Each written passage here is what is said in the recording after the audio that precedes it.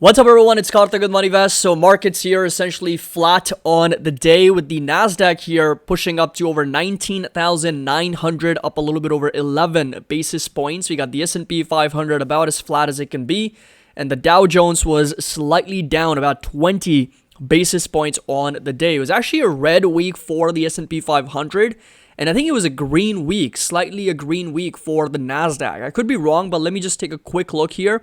So on the weekly time frame, you'll notice the S&P 500 actually did decline over 64 basis points, and the Nasdaq Composite was barely up over 34 basis points thanks to Tesla, Google, and Meta. I mean, a lot of these tech companies continue to power through to new all-time highs, especially Tesla. It doesn't seem to be there's anything stopping that stock right now. So if you come over to the Mag 7, you'll notice Tesla was clearly the big winner, up over 4%, hitting a fresh, brand new all-time high.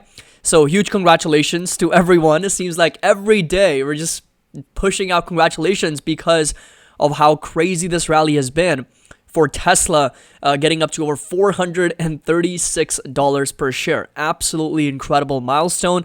Nasdaq just a little bit shy of 20,000. Apple also trading near all-time highs, up over 7 basis points, and everything else was slightly down, with Nvidia definitely struggling quite a bit. I mean, on one end, you've got Tesla pushing up over 4% to brand new all-time highs, and Nvidia is, on the other hand, definitely struggling. Semis in general have been very, very weak.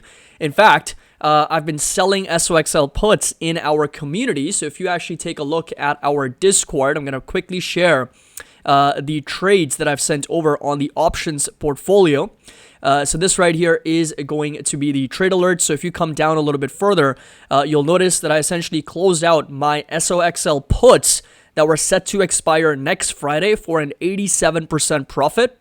And my net premium that I've collected was just a little bit under $300 because this was after the roll. So I want to give you very transparent updates. And this right here is a brand new put that I sold on SOXL, once again, for next Friday, December 20th, 25.50, collected just over 21 cents per contract, and this was already up over 40% by the time the markets closed today. Why? Because we were able to capitalize on that pullback in SOXL. So if you come over here on the 5-minute chart, you'll notice that SOXL had a nice little dip during the markets here. So it actually kind of caught it perfectly. So this right here was the daily chart. You can see that it essentially sold off a little bit over 5%, sold a put right about there. And then as SOXL rallied back up over 5% and closed just under 8% higher, we were able to capitalize on a 40% increase in the premiums. In other words, the put that we sold and the gain that we have. So I'm going to close these out fairly soon, just over 75 to 80%. I will be locking those profits in. But again, link's going to be down below if you want to get access to all the trade alerts. Again, it's not just me. We've got a lot of experienced investors and traders sharing their updates, portfolio updates, trade alerts, investing alerts, everything in the Discord, and we're always having such amazing conversations, and we truly genuinely want to help you. So if you have any questions, no trade or no question goes unanswered. If you have any questions, just let us know, and we're more than happy to help you. There's going to be multiple members rushing to help you and take care of you. That's the whole point, is everybody helps each other. So we have a very, very nice give and take relationship in the community. So link's going to be down below if you want to join us, of course, with that 16% annual discount that also does expire at the end of this month, and that gives you access to the entire website. That gives you access to the Discord, where you can engage with thousands of traders and investors, weekly options portfolio updates, trade alerts, investing alerts, again, engaging with a lot of members there, and of course the Moneyvest research and analysis that I have to share on Patreon with a lot of members only videos as well. You can actually come over here to collections and you can see everything that's going to be available for you. So we got the options portfolio, fundamental analysis course that's actually going to be part of the education tier, psychology of investing, options trading, members only videos, and then a lot of spreadsheets that you can also download and play around with. So link's going to be down below if you want to join us, of course, be a part of our community. Now, very quickly going over to the valuation for the market. So we actually ended up closing at just over 6,051, and we are still trading at almost 25 times earnings on the S&P. So that again is a pretty expensive market if you compare that to the 5-year, 10-year, 15-year, and the 25-year averages.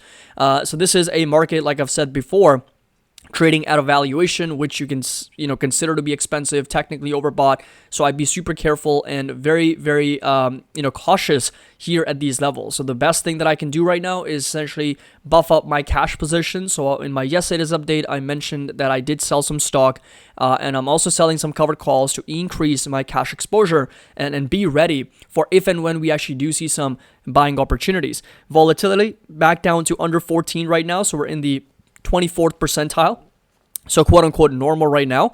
But of course, if the volatility does spike again, it gets up to over 16 or 20s or 25s, we know what to do. We know that it's a very clear no BS signal for us, and I'll be ready to dollar cost average and be a lot more aggressive in the markets. And one more thing that I was talking about in our live stream today was actually the whole idea around the Moneyvest index and some of the triggers from the past several years. So if you come down, this is a nice little table that you can also access on our Moneyvest platform. And if you simply just look at these three triggers, right? So the panic, fear, and uncertainty. We've kind of categorized them based on the thresholds, right? So right now we're at 3.55, so we're still in quote unquote optimistic. We've been there most of the times, right? We've been there for over 50 to 60% of the time since this index has been live since 2007. So if you back test it, majority of the times you'll find the markets between 3.5 and 4. That's the optimistic zone. Very rarely do we find it in the uncertainty, fear, or panic columns, and that's really where those thresholds are. That's the buying opportunities. And if you come down and simply just sort this by some of these triggers, right? What you'll notice is that 3 years stand out. 2013, 2017, and 2024. So 2024 is this year, right? So apart from 2024, 2017 and 2013 were two really strong years for the market. How do I know that? Because if you come over to the other spreadsheet that we have on returns, I've broken it down in one of my previous videos. Let me just open that up very quickly and show you. It goes back over 200 plus years worth of data on the S&P 500.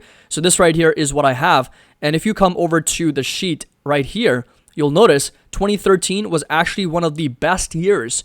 In fact, the best year for the S&P 500 since the turn of the century. So we had a 32% gain for S&P 500 in 2013. Fast forward to 2017, we had almost a 22% gain. Also a very strong gain for the market. Fast forward to 2024, and we've got over a 27, almost a 28% gain for the market. Now, 2023 was also pretty good, 26% gain, but we did actually see a lot of buy triggers in 2023. So you'll notice that we actually saw 4 fear triggers and then 13 uncertainty triggers. If I basically go back 1 year, you can see there was a lot of buy triggers in 2023, despite the very strong performance coming in after October. Up until October, the markets were very poor in terms of their performance, and then after that we really just took off. You can see this huge performance that came in after October 2023 all the way to close out the year for the markets to be up well over 26% for the year.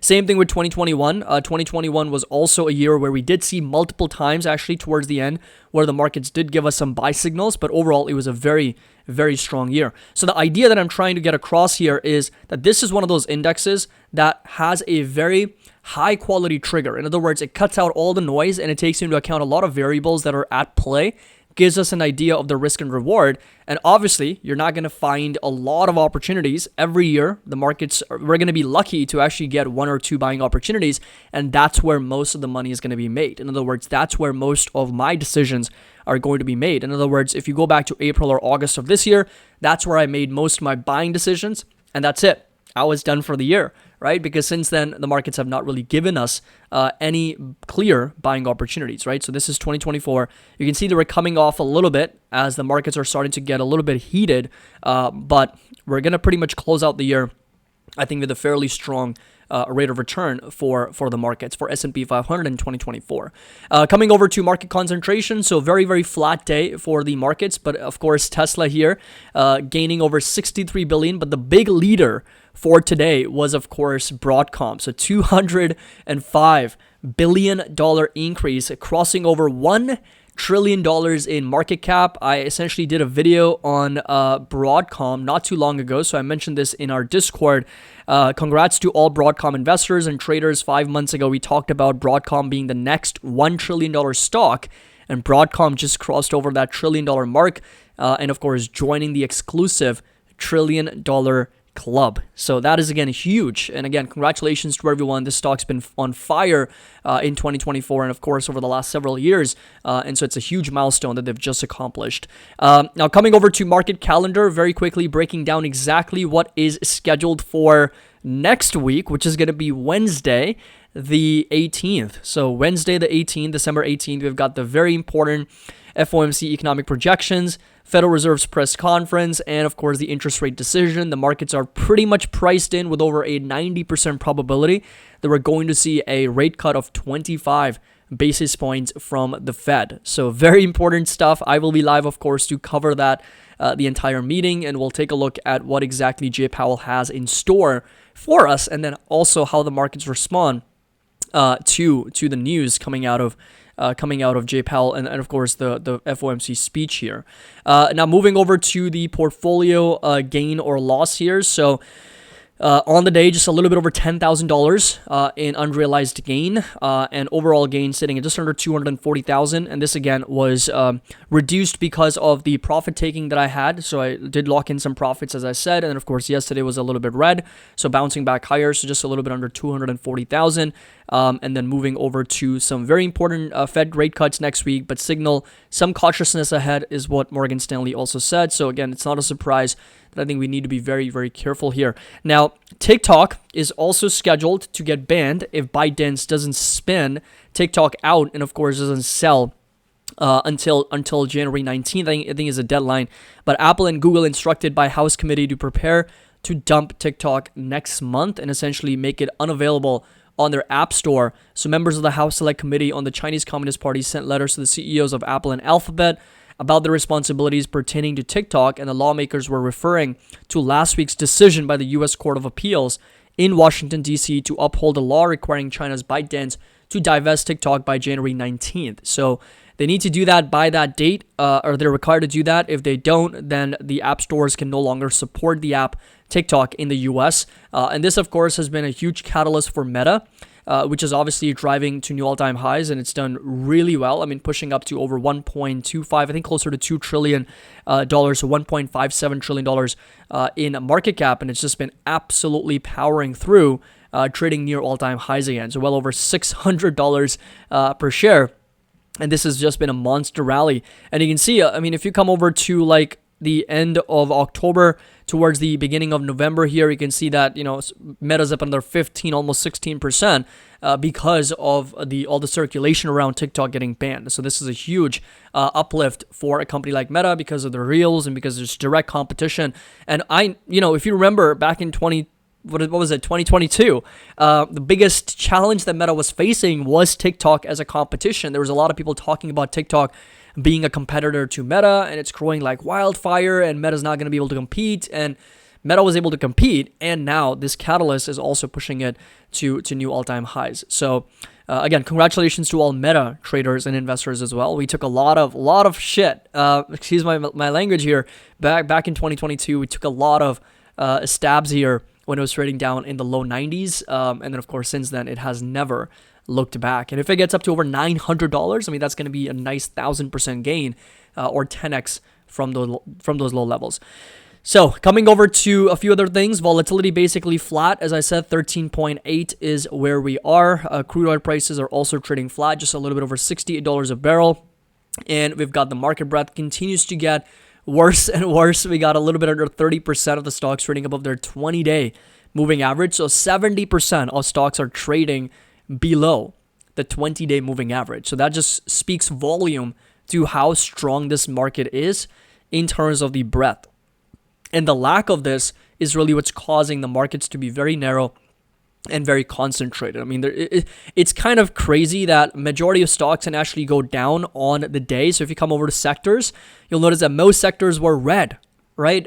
You know, we got communication services, we got materials, energy, real estate, industrial, staples, financials, everything was red.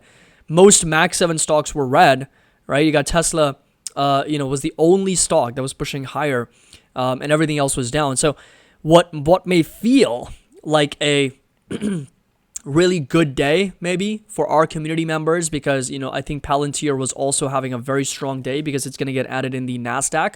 Palantir was up almost 4%. Tesla was up over 4%. Broadcom was up over 23%.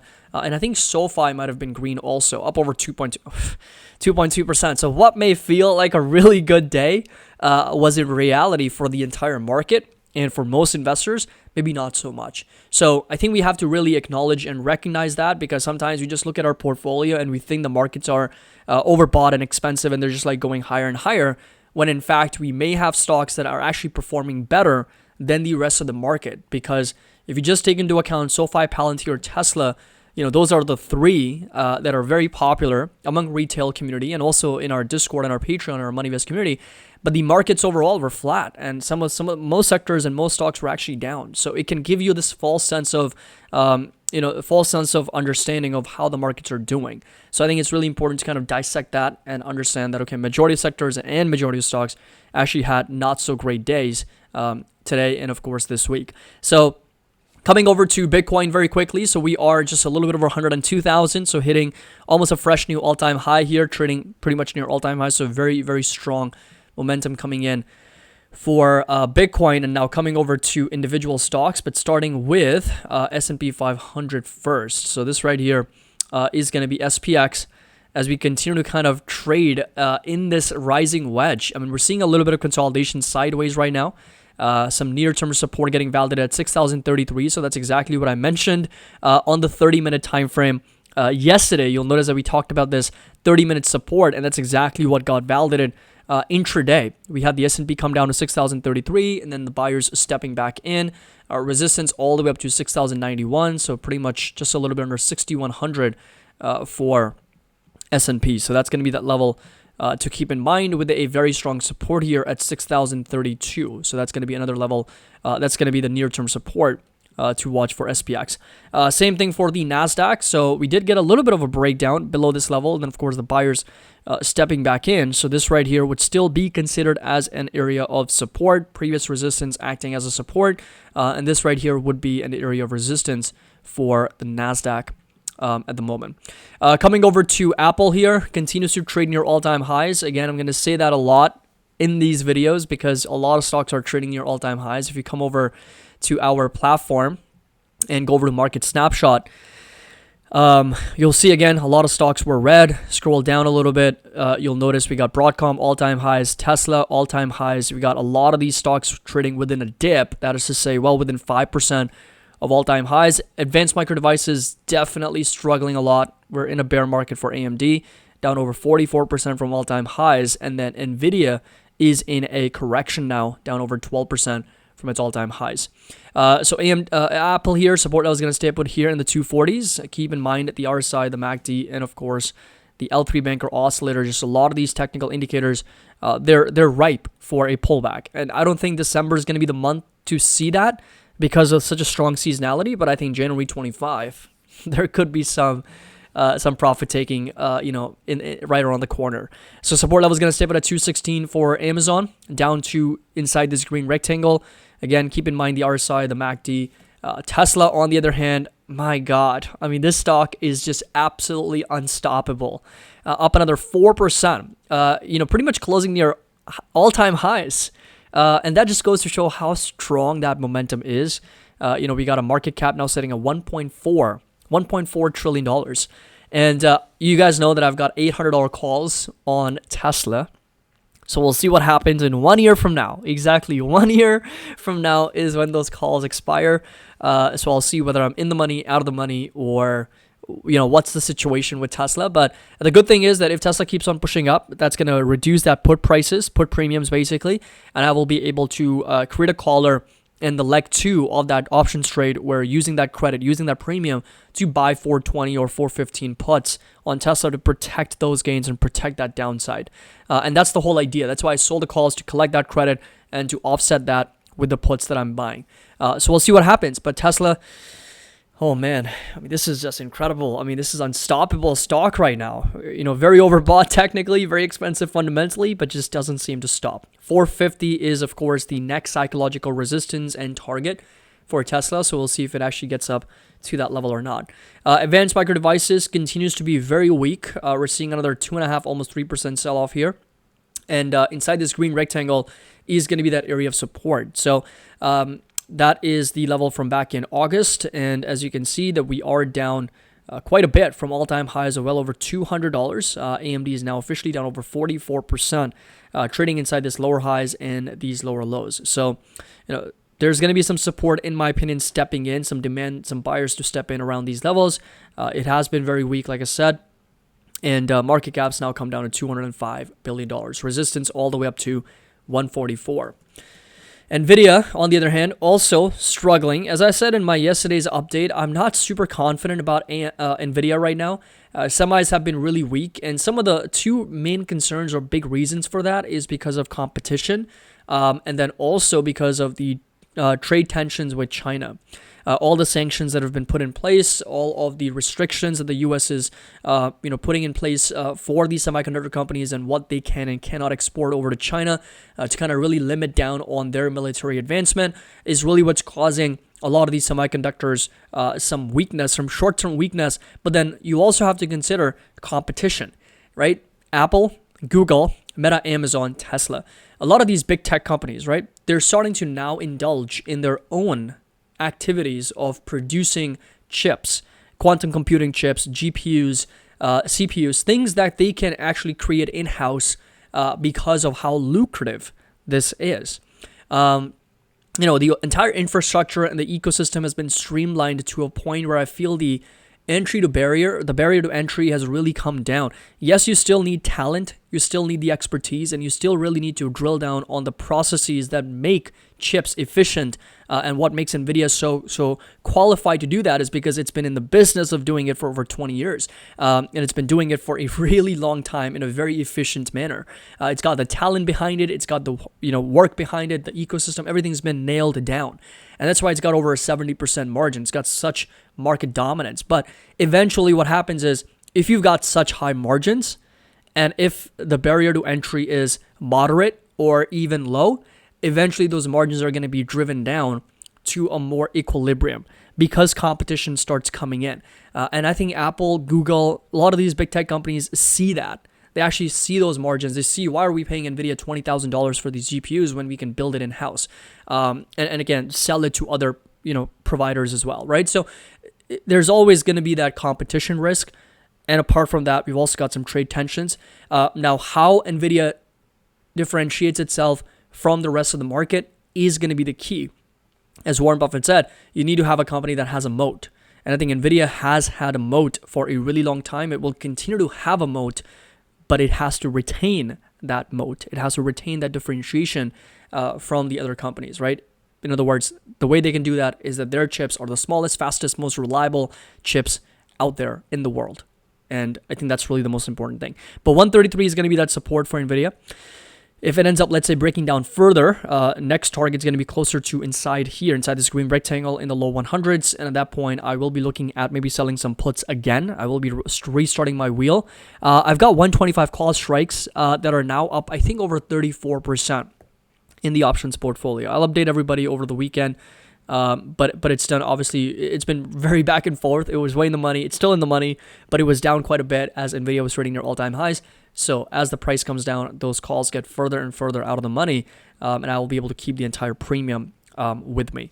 Coming over to PayPal, and PayPal is actually going to be on a different chart. So over here, we're seeing a resistance for PayPal here inside this red rectangle, still well within the context of this uptrend. And again, a breakout above this can send us at $93, $94 all the way up to as much as $100. So that's going to be that level to keep in mind, with, of course, a support level inside this green rectangles in the 70s. Visa, on the other hand, also coming up to its resistance at $317, support level at $312, down to as low as $306 for Visa. SoFi we have discussed in our previous updates, but very nice move up 2.2%. We got a resistance and a target at $17.50, support level at $13.90, closer to $14 for SoFi. So a lot of consolidation sideways is what we're seeing. And Palantir also pushing up on the news of being added to the Nasdaq 100, up almost 4%. So of course it's done incredibly well. Very, very overbought. The weekly, the monthly timeframes look absolutely insane for any stock. You can see the overbought, overextended conditions on Palantir. But of course the momentum is very, very strong. It's just one of the strongest stocks in the market right now, up over 1,200% since December 2022, when it was trading at just about $6. Incredible. Coming over to a few other names, Meta Platforms, as we have discussed, trading near all-time highs, getting a little bit of a pullback from that higher high. Support level is going to stick at $5.99. Google also seeing a bit of a pullback considering how overbought it was, so this is very normal. Support level is going to stay put down at 183, 184, and we're going to actually move up our resistance all the way up here to 196. Coming over to Microsoft, seeing a little bit of a pullback as well. Inside this green rectangle is going to be that area of support and resistance all the way up to 466, 467 for Microsoft as well. A lot of consolidation sideways, and support level is going to stay put at 437 for Microsoft. And then finally coming over to Costco and Enphase. And Enphase here on the day was slightly up over 1%. You know, it's coming up to that resistance again at 76.50. So this right here is going to be that level to watch with the support at $69. And then finally we come over to Costco, which also broke out over $1,000. I think today, over $1,000, and it really just sold it right back down. Support level is going to stay right here, 981, down to 961, 963 for Broadcom. So hope you all enjoy this video and a complete update on the markets. Make sure that you drop a like, subscribe to the channel. Again, if you want to get access to all the trade alerts, all of our videos, members only updates, trade alerts, options portfolio, everything, links going to be down below with that limited time discount, 16% annual discount available until the end of this month. And you can access that. As always, happy investing. I'll see you all in the next video.